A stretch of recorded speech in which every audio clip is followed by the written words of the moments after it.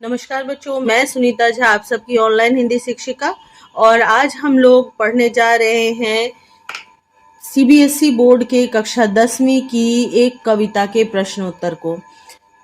ये पाठ्य पुस्तक है स्पर्श और भाग 2 यानी कक्षा 10वीं के लिए इस पाठ्य पुस्तक को पढ़ा जाता है। हमने इस पाठ को पहले पढ़ लिया है, मैंने आप लोगों को ये एक्सप्लेन कर दिया है, पूरी विस्तृत व्याख्या करके पहले ही एक वीडियो तैयार कर दी है। मैं उस वीडियो की लिंक भी इस वीडियो के डिस्क्रिप्शन बॉक्स में डाल दूंगी ताकि आप लोग एक बार उसको समझ ले, पढ़ ले और उसके बाद प्रश्नोत्तर कर पाएं। इसमें ये मीराबाई की लिखी हुई कविताएं हैं, पद हैं और यहाँ पर 2 पद दिए हुए हैं।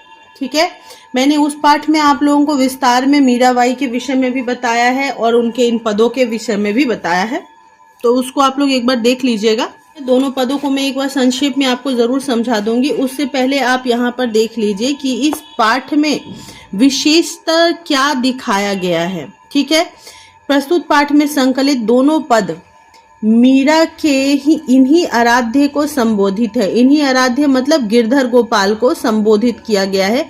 मीरा अपने आराध्य से मनुहार भी करती है, लाड़ भी लड़ाती है, तो अवसर आने पर उलाहना देने से भी नहीं चूकती।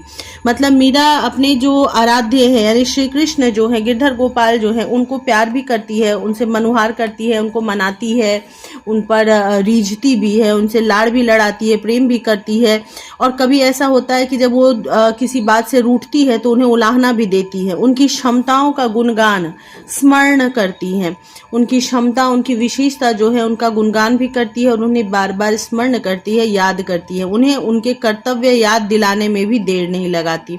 वो उन्हें ये भी याद दिलाती है कि जिस तरह आपने प्राचीन काल में जरूरतमंदों की सहायता की थी, उसी तरह आपको आज भी सबकी सहायता करनी चाहिए, दुखों को दूर करना चाहिए। ठीक है, तो ये इन दोनों पदों में विशेष बताया गया है। यहाँ पे अगर केंद्रीय भाव पूछा जाए तो ये आप दे सकते हैं। ठीक है, और मीराबाई की विशेषता के विषय में, उनके लेखन के विषय में आप यहाँ से लिखेंगे कि मीरा के पदों की भाषा में राजस्थानी, ब्रज और गुजराती का मिश्रण पाया जाता है। वहीं पंजाबी, खड़ी बोली और पूर्वी के प्रयोग भी मिल जाते हैं। मीरा के कुल 7-8 कृतियां ही प्राप्त हो पाई हैं, जिसमें भक्ति, दैन्य और माधुर्य भाव है।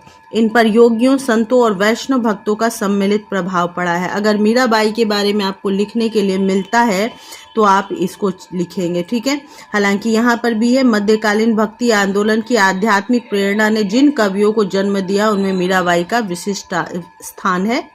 तो ये चीज़ें आप लोग उनकी विशेषता में लिखेंगे। अगर पूछा जाता है तो पूछा ज़रूर जाता है, कई बार किसी एक कवि के बारे में तो आपसे पूछा ही जाएगा, तो चाहे वो मीराबाई हो जाए, चाहे कबीर हो जाए, कोई भी हो जाए, पूछा जाता है। अब संक्षेप में एक बार मैं बता देती हूँ। पहले पद में मीराबाई अपनी रक्षा करने के लिए, अपनी सहायता करने के लिए हरि से कहती है, श्री कृष्ण से कहती है और कहती है कि जिस तरह आपने द्रौपदी की लाज बचाई, उसकी चीर बढ़ाकर, उसकी साड़ी की लंबाई बढ़ाकर, आपने प्रहलाद को बचाने के लिए नरहरि रूप धारण किया और नरहरि रूप धारण करके हिरण्यकश्यप का संहार किया, प्रहलाद को बचाया। डूबते हुए गजराज की रक्षा करने के लिए मगरमच्छ को अपने चक्र से काटा और उसकी रक्षा की। दासी, उसी तरह दासी मीरा जो है वो आपसे गुहार कर रही है कि मेरी भी लाज रखो, मेरी भी भीड़ दूर करो, यानी मेरी भी तकलीफों को, परेशानियों को दूर करो। दूसरे पद में कह रही हैं कि इसमें दास्य भाव है और इसमें वो कहती हैं कि मुझे आप अपना चाकर बनाकर रख लीजिए, अगर आप मुझे अपनी पत्नी बनाकर नहीं रख सकते, क्योंकि मीरा जो है वो कृष्ण को पति रूप में प्रेम करती है, पूजा करती है। तो वो कहती है कि और कुछ नहीं तो मुझे अपने चाकर बनाकर रख लीजिए, मैं आपके लिए बाग लगाऊंगी, रोज उठ के आपके दर्शन करूंगी, वृंदावन की कुंज गलियों में आपकी लीला का गान करूंगी, आपकी चाकरी में करूंगी तो उससे मुझे फायदा मिलेगा। और क्या फायदा मिलेगा कि आपकी चाकरी करूंगी तो मुझे रोज आपके दर्शन मिल जाएंगे, क्योंकि नौकर बनूंगी तो आपको तो देखूंगी ही, फिर आपको सुमिरन कर पाऊंगी, ये मेरे लिए खर्ची के समान होगा। मतलब मुझे आप पैसे के रूप में जो तनख्वाह जो दी जाती है, उस तनख्वाह के रूप में आपकी याद करने की मुझे सुविधा मिलेगी। और भक्ति भाव जो है वो मुझे जागीर के रूप में मिलेगी। भक्ति का भाव जो है वो मुझे ऐसा लगेगा जैसे मुझे आपने जागीर दे दिया है, जमींदारी दे दी है। और ये तीनों बातें मुझे पूर्ण करेगी, इस नौकरी को, इस चाकरी को पूर्ण करेगी। उसके बाद यहाँ पर वो कृष्ण के सुंदर रूप, उनकी साज सज्जा का वर्णन करती है कि मोर मुकुट पीताम्बर सोहे, गल वैजंती माला, वृंदावन में धेनु चरावे, मोहन मुरली माला। मतलब मोर मुकुट है उनका, पीताम्बर वस्त्र है और गले में वैजंती की माला है, और ये सब धारण करके वो वृंदावन में धेनु चरा रहे हैं, गाय चरा रहे हैं, मोहन है, मनमोहन है, सुंदर है और मुरली वाले हैं। फिर उसके बाद यहाँ पे फिर बताती है कि ऊंचा ऊंचा मैं आपके लिए ऊंची ऊंची महलें बनाऊंगी और बीच बीच में बारी यानी कि एक बगीचा लगाऊंगी, और सांवरिया रा दर्शन पास हो। उसके बाद सांवरिया यानी वो कृष्ण को कह रही है कि आपकी दर्शन पाऊंगी, पहर कुसुम्बी साड़ी, लाल रंग की कुसुम रंग की साड़ी पहन करके आपके दर्शन पाऊंगी। आधी रात प्रभु दर्शन दीजियो, जमुना जी रे तीरा, मीरा रा प्रभु गिरधर नागर, हिवड़ो घनो अधीरा। वो कह रही है कि मीरा के प्रभु गिरधर नागर हैं, यानी आप हैं। मेरे हृदय में बहुत ज़्यादा अधीरता पैदा हो रही है, बेचैनी हो रही है कि मैं आपके दर्शन करूं। इसीलिए आप आधी रात में ही आकर मुझे जमुना जी के तीर पर आकर मुझे दर्शन दीजिए, अपने दर्शन से मुझे तृप्त कीजिए, मेरी अधीरता को समाप्त कीजिए। तो ये आपको मैंने पहले एक्सप्लेन कर दिया है वर्ड बाय वर्ड, वो मैं आप लोगों को दे दूंगी वीडियो, तो आप लोग देख लीजिएगा, ठीक है। अभी तो बस उसका शॉर्ट में मैंने बता दिया है। अब प्रश्न उत्तर शुरू करते हैं। पहले पद में मीरा ने हरि से अपनी पीड़ा हरने की विनती किस प्रकार की, तो आप वही लिखेंगे यहाँ पर जो है।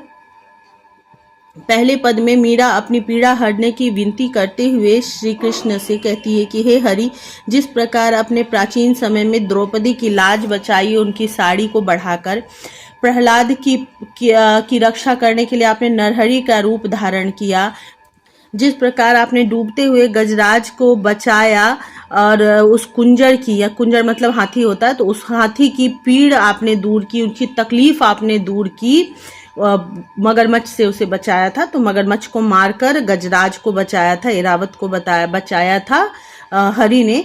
तो वही कह रही हैं कि जिस प्रकार से आपने ऐरावत को, गजराज को, उस मगरमच्छ को मारकर उसके दुख को, उस हाथी के दुख को दूर करके बचाया था, उसी तरह मेरे भी दुख को दूर कीजिए। अगला प्रश्न है कि दूसरे पद में मीराबाई श्याम की चाकरी क्यों करना चाहती है, स्पष्ट कीजिए।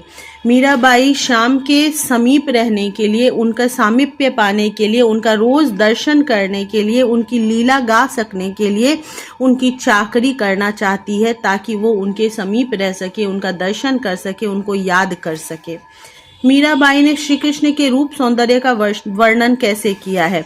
मीराबाई ने श्री कृष्ण के रूप सौंदर्य का वर्णन करते हुए कहा है कि हे श्री कृष्ण, आप मोर मुकुट और पीताम्बर धारण किए हुए हैं, पीले वस्त्र आपने पहने हुए हैं और आपके सर पर मोर मुकुट शोभा देता है, आपके गले में बैजंती माला है और आप मुरली वाले हैं, आप मनमोहन हैं, मन को मोहने वाली सुंदरता के साथ वृंदावन में धेनु चरा रहे हैं, गायें चरा रहे हैं।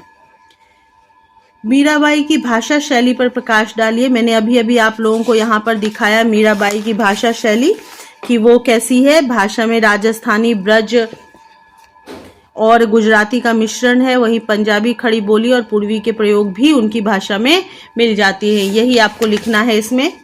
उसके बाद है वे श्री कृष्ण को पाने के लिए क्या क्या कार्य करने को तैयार है। वो श्री कृष्ण को पाने के लिए उनके यहाँ चाकर रहना चाहती है, उनके लिए बाग लगाने को तैयार है, रोज उठ के उनके दर्शन पाना चाहती है, वृंदावन की कुंज गलियों में जाकर गोविंद की लीला गाने को तैयार है।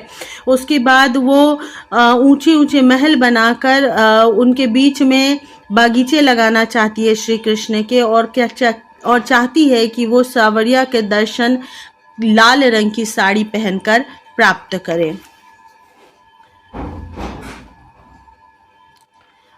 ठीक है, यहाँ तक हो गया। सारे क्वेश्चन के आंसर आपको समझ में आ गए होंगे। अगला प्रश्न है, ये जो ख है उसमें आपको क्या करना है, काव्य सौंदर्य स्पष्ट करना है। तो कुछ ये तीन जो भी हैं, तीनों में काव्य सौंदर्य करीब करीब सेम ही होगा, यानी कि काव्य सौंदर्य में सिर्फ अर्थ नहीं लिखना पड़ता है, अर्थ तो लिखेंगे ही, अर्थ के साथ साथ आप लिखेंगे कि इस जो भी दोहा है उसमें क्या विशेषता है, ठीक है।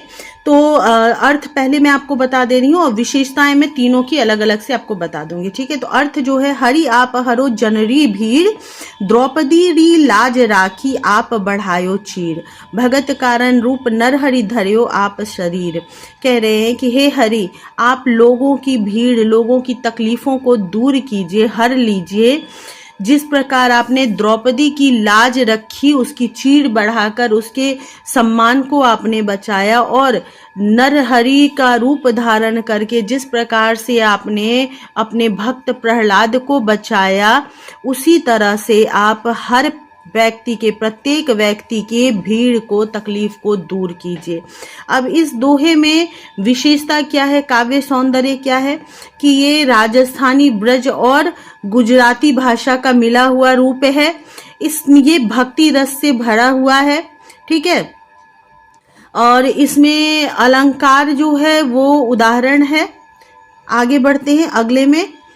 प्रश्न संख्या 2, इस पद्य में मीराबाई कहती हैं कि जिस तरह आपने डूबते हुए गजराज को बचाया, उसके उस कुंजड़, उस हाथी की पीड़ को दूर किया, काट दिया, दासी मीरा लाल गिरधर हरो मारी भीड़, उसी प्रकार मैं आपकी दासी हूँ गिरधर, मेरी भी भीड़ हरो, मेरी भी तकलीफ को हर लो, दूर कर दो। ठीक है, अब इस जो पद है उसका जो काव्य सौंदर्य है वो है, भाषा वही है राजस्थानी ब्रज भाषा और गुजराती भाषा, इसमें भी भक्ति रस है। और काटी कुंजर जो है, इसमें क का दोहराव हुआ है, जिसकी वजह से ये अनुप्रास अलंकार का रूप धारण करता है।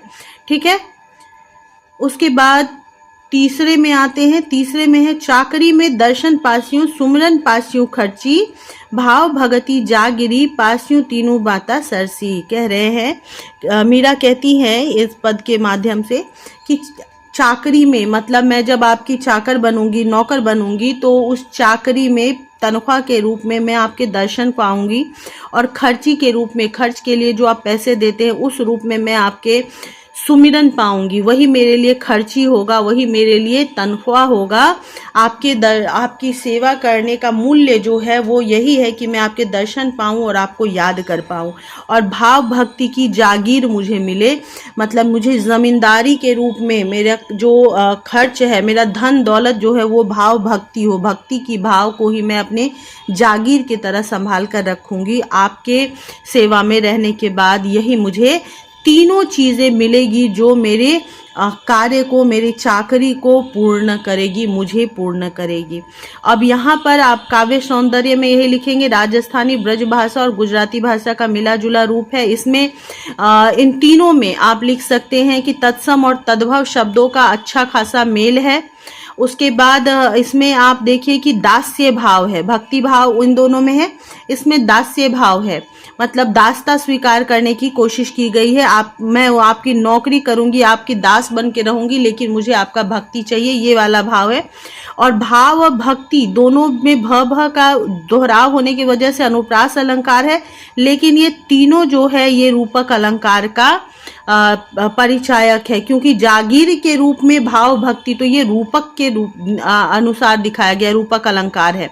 ठीक है बच्चों, तो ये तीनों जो हैं इस प्रकार से अर्थ लिखने के बाद आप लिखेंगे काव्य सौंदर्य, और ये काव्य सौंदर्य में फिर तीनों में जिस तरह से मैंने अभी आपको बताया है वो लिख देंगे। ठीक है, अब आगे बढ़िए। यहाँ पर जो है उदाहरण के आधार पर पाठ में आए निम्नलिखित शब्दों के प्रचलित रूप लिखिए। तो प्रचलित रूप मैंने लिख दिया है, आप देख लीजिए, वही है।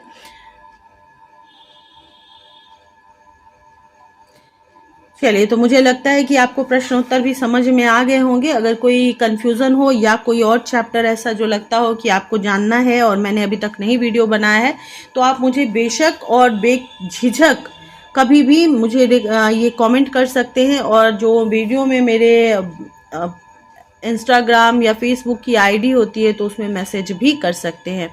अगर आपको ये वीडियो अच्छी लगे, मददगार लगे, तो आप इस वीडियो को शेयर ज़रूर कीजिएगा, लाइक ज़रूर कीजिएगा। फिलहाल बाय बाय, टेक केयर।